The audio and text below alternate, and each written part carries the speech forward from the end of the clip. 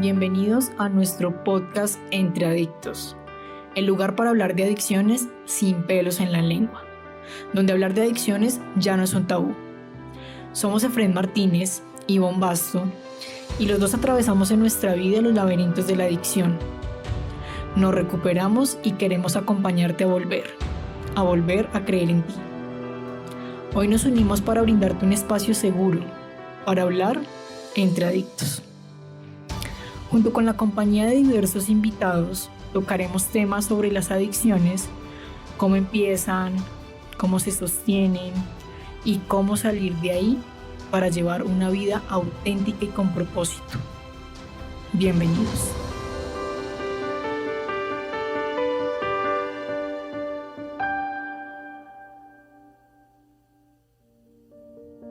Hola, bienvenidos al primer capítulo de su podcast Entre Adictos. Mi nombre es Efraín Martínez, psicólogo, doctor en psicología y especialista en adicciones. Y hoy me acompaña Ivonne Basto, psicóloga, especialista en adicciones y magíster en psicología clínica. Como ustedes saben, los dos atravesamos los laberintos de la adicción y hoy vamos a compartir algunas reflexiones en torno a cómo nos dimos cuenta que teníamos un problema de adicción. Bienvenida, Ivonne. Hola Efraín, bienvenidos a todos a este podcast Entre Adictos. Muchas gracias Efraín por este espacio. Hoy vamos a hablar de cómo nos dimos cuenta que teníamos un problema de adicción. Efraín, cuéntanos un poco desde tu historia, ¿cuáles fueron esos cambios, esos síntomas que tuviste a lo largo de la adicción? Miren, casi me atrevería a decir con cierto nivel de certeza que nadie piensa que se va a volver adicto. O sea, nadie cree que esto se le pueda salir de las manos, empieza como un juego, un jugueteo, una experimentación. Y algunas personas incluso experimentan y juegan y se divierten durante años antes de llegar a desarrollar una adicción. Otros nos enganchamos mucho más rápido. Ese fue mi caso, porque además empecé a consumir drogas con 12 años, siendo prácticamente un niño, y era un juego. Era simplemente saber qué se sentía, saber qué se experimentaba y básicamente, hoy lo entiendo, me sentía muy vulnerable en esa época, me sentía muy presa fácil de los demás jóvenes, me sentía demasiado sensible. Y a veces por la publicidad que hacían los medios de comunicación y por un montón de cosas quizás falsas que la gente decía alrededor de las drogas, tenía yo la idea infantil, quizás un poco ingenua, que al consumir drogas me podría sentir más fuerte o podría ganar más amigos o podría sentirme más popular. Y entonces todo empezó como una experimentación y aunque me gustaba, todavía funcionaba muy bien en el colegio, funcionaba bien en todas partes. Luego ver que eso se estaba convirtiendo en un problema, Ivonne, no era tan sencillo. Yo seguía siendo de los mejores estudiantes en el colegio, seguía jugando fútbol todo el tiempo, seguía en mis actividades de grupos juveniles, de esparcimiento. Entonces pensar que eso era un problema era muy invisible al principio. ¿A ti cómo te fue? Bueno, Efraín, yo creo que darme cuenta que tenía un problema fue lo último que me pasó. Yo normalizaba mucho mi comportamiento. Mi consumo se inició desde los 17 años. Y mis cambios en temas académicos, en temas de relaciones sociales, en estilo de vida, lo percibía más que todo mi familia y algunos amigos que no consumían. Y por eso digo que fui la última en darme cuenta, porque para mí era normal. Sentía que el consumo era un estilo de vida. Era normal estar en rumba, ser la cool por el consumo. Digamos que ese síntoma fue lo último al ver que estaba perdiendo a mi familia, estaba perdiendo mi parte académica, estaba perdiendo también mucho la forma de verme como mujer, dejé de preocuparme de cómo me veía, con quién me relacionaba. Entonces siento que en mi caso sí fue un tema de negación, de ver que tenía una problemática. Bueno, pero Ivonne, siempre hay campanazos, siempre hay como eventos o cosas que aparecen que quizás uno las niegue o se haga uno el loco o sean disimuladas. pero hay cositas que le dicen a uno, oye, esto, por ejemplo, en mi caso, hacia los 14 años probé la cocaína y sentí algo extraño, no sentí algo tan apoteósico ni tan fuerte. Al mes volví a hacerlo y desde la segunda vez que lo hice seguido todos los días durante 6 meses. Y eso era un campanazo. O sea, de un momento a otro, cómo me podía gustar algo tanto y hacerlo de forma compulsiva durante tanto tiempo. Y ese año fue el primer año en toda mi vida que perdí 2 materias en el colegio. Y eso era muy extraño porque yo siempre ocupaba los primeros puestos. Lo que pasa es que cuando suceden esas cosas, es como cuando uno está enamorado de alguien. Uno excusa a ese alguien. Uno no cree que ese alguien es una mala persona o te está haciendo daño o te trae problemas. Y lo puedes defender delante de tu mamá o de tu papá o de tus amigos. Luego yo pierdo esas 2 materias y no era por la cocaína. Era porque la profesora me tenía entre ojos y yo le caía mal. Era porque no llegó a tiempo lo que yo necesitaba para sacar adelante ciertos trabajos, pero no era por la cocaína. Y la verdad, sí era por la cocaína. Solamente que es como un enamoramiento. No sé si tú viviste pequeñas señales al principio de las que te hiciste la loca. Bastante, Frank. Creo que me hice mucho tiempo la loca con esos campanazos. Eh, yo justificaba mucho el tema del alcohol y la marihuana, que era en mi caso el consumo. Entonces los campanazos, ¿cuáles eran? Pues empecé a ser deshonesta, a mentir en mi casa, a no llegar a horas, a incumplir las normas y las reglas establecidas que tenía en mi casa. Empecé a cambiar mi conducta de ser la niña juiciosa en la casa a ser grosera, altanera, contestar, a ir en contra de la autoridad. ¿Y cómo lo justificabas, Ivonne? ¿Cómo hacías para justificar eso y no echarle la culpa a la droga? No, mi justificación perfecta era que yo tenía el control y que estaba haciendo, lo que estaba haciendo era normal, ¿sí? Era normal salir, era parte de la adolescencia, todo el mundo lo hacía. Entonces iba en contravía de las normas que me decía mi mamá para yo justificar eso. Entonces creo que el tema era siempre decir que tenía la razón. Es increíble cómo logra uno maquillar las cosas para que no se vea el asunto tan delicado. Y bueno, imagínate que teniendo yo 14 años y medio, quizás, fue la primera vez que llegué a mi casa siendo de día, al día siguiente. Me fui de fiesta, hubo mucha droga y a las 7 de la mañana del día siguiente, ya siendo de día, con 14 añitos, llegué amanecido a mi casa. Mis padres seguramente se sorprendieron un montón, pero yo decía, bueno, pero es que hoy nos cambiamos de ciudad y yo tenía que despedirme de mis amigos y no los voy a volver a ver. Entonces, pues es normal que me haya quedado con ellos hasta el día siguiente, pero lo cierto es que estaba absolutamente ebrio, absolutamente drogado y planteaba las cosas de tal manera que los adultos pensaran que no pasaba nada. Y a veces los padres de uno, para no enfrentar lo doloroso que puede ser ver que un hijo se está drogando, no solo por lo que eso implica, sino porque también a veces el ego de los papás hace que vean como oscuro algo, porque aceptar que su hijo está drogándose puede a veces implicar que piensen que han sido malos padres, o que se han equivocado, o que no lo han hecho mal. Perdón, que lo han hecho mal más bien.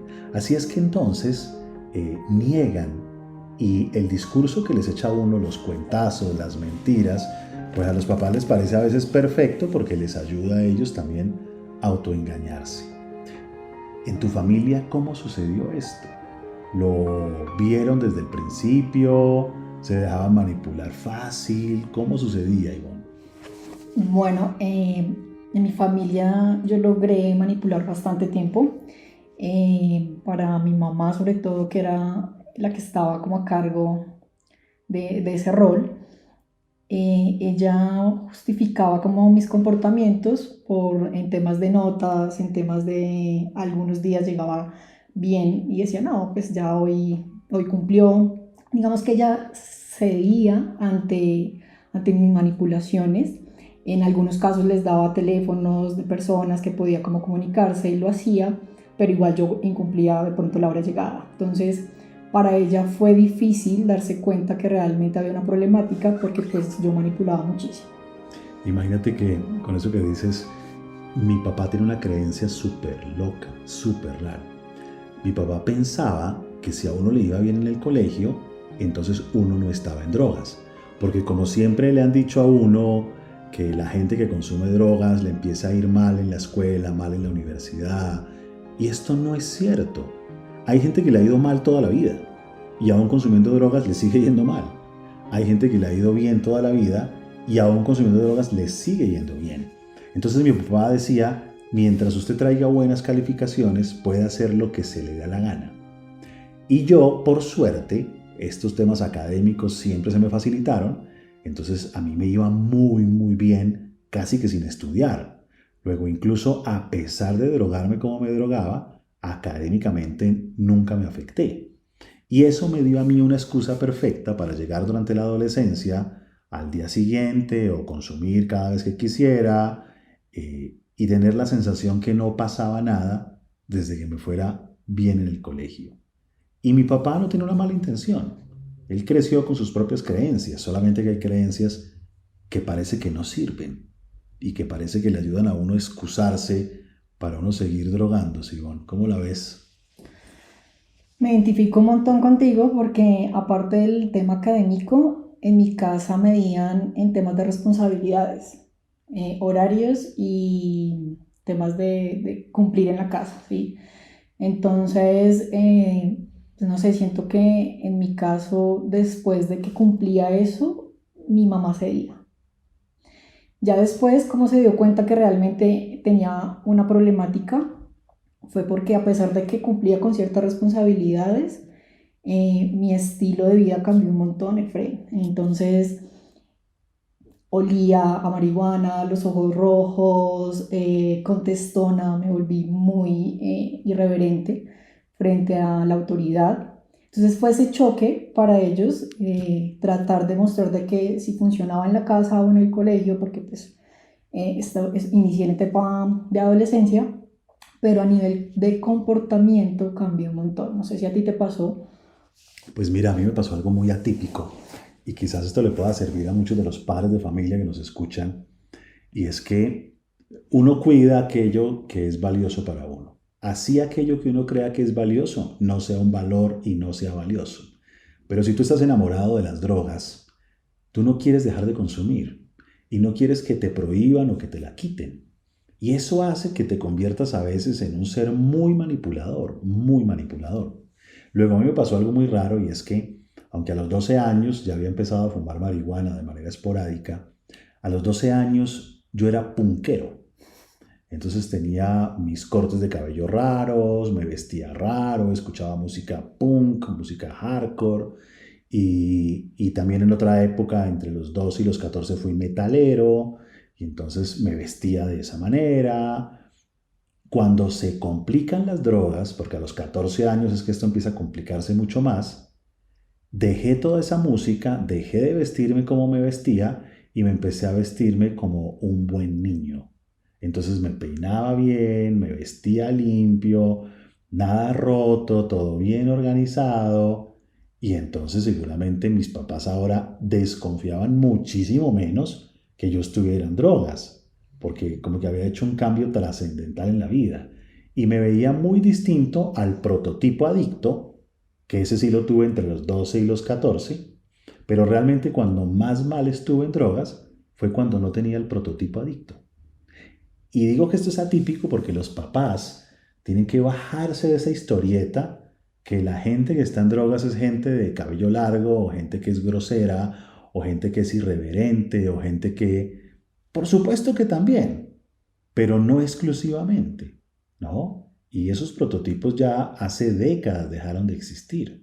Entonces, así como a ti, Ivonne, te pasó que hubo unos cambios abruptos de descuido y de cosas, a mí me pasó al revés. Yo Ujú. empecé a cuidarme mucho más, básicamente para que nadie desconfiara de mí.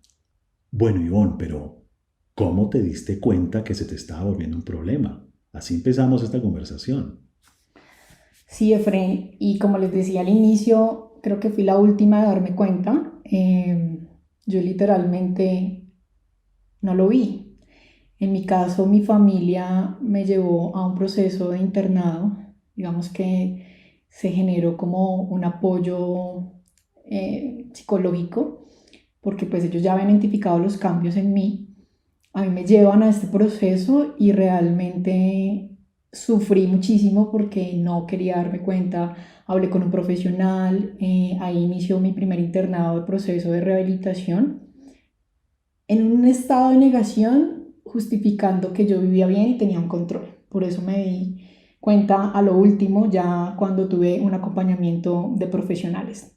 No sé, Fred, ¿tú cómo te diste cuenta que realmente tenías un problema con el consumo? Yo viví un proceso muy doloroso de descubrimiento personal.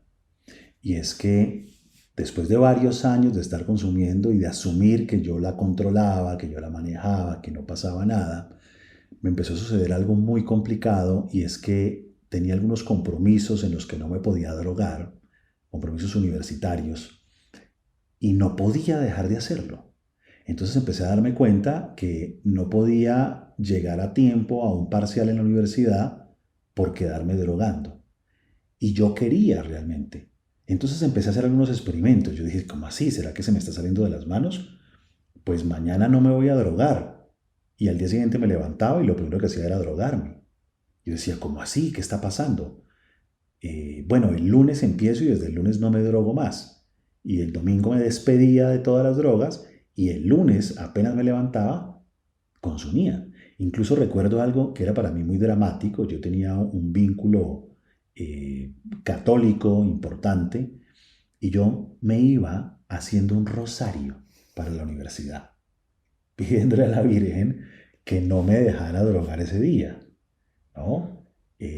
Claro, seguramente la Virgen se moría de la risa, decía, pero ¿yo qué puedo hacer? Si a usted se le da la gana de drogarse, ¿yo qué puedo hacer? Entonces yo llegaba a la universidad y no alcanzaba a llegar al salón de clase y me iba para una zona que en Bogotá se conocía como el Parque Freud, en la Universidad Nacional, y ahí terminaba consumiendo otra vez.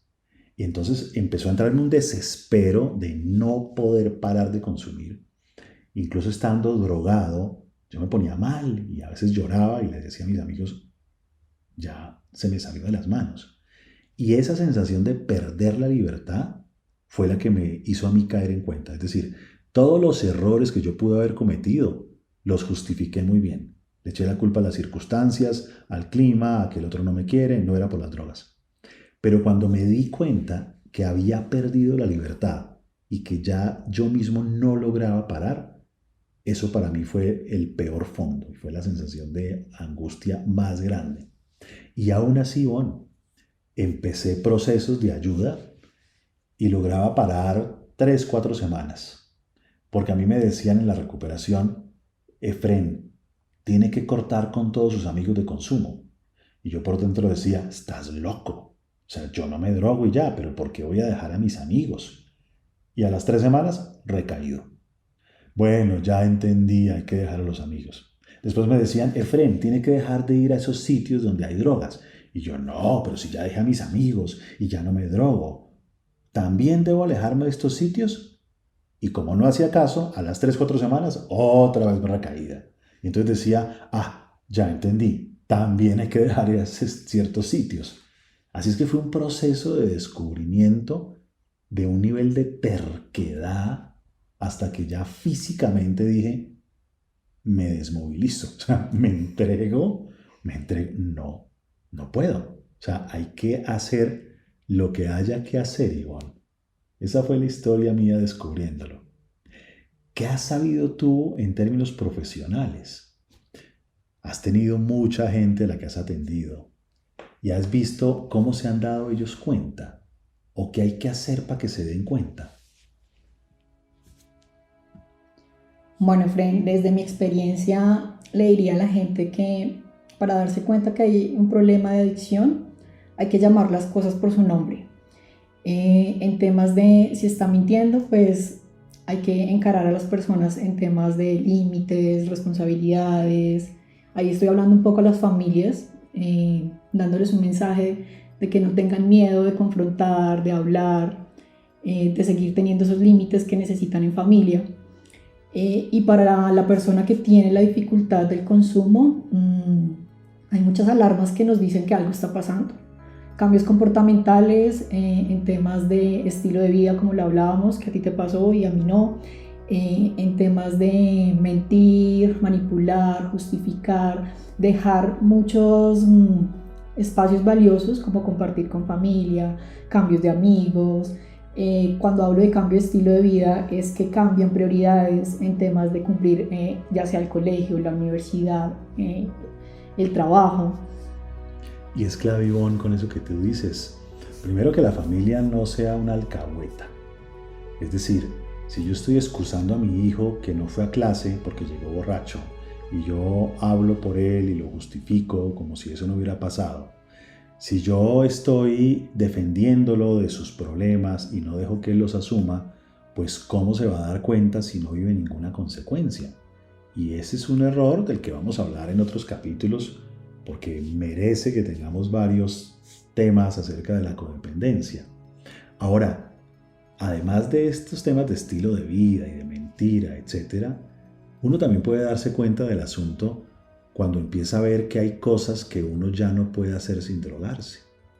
Hay gente que no puede entonces bailar si no toma alcohol, hay gente que no puede disfrutar del sexo si no se fuma un porro, hay gente que no puede dormir si no se toma una pastilla, y ahí tiene señales, algo está pasando.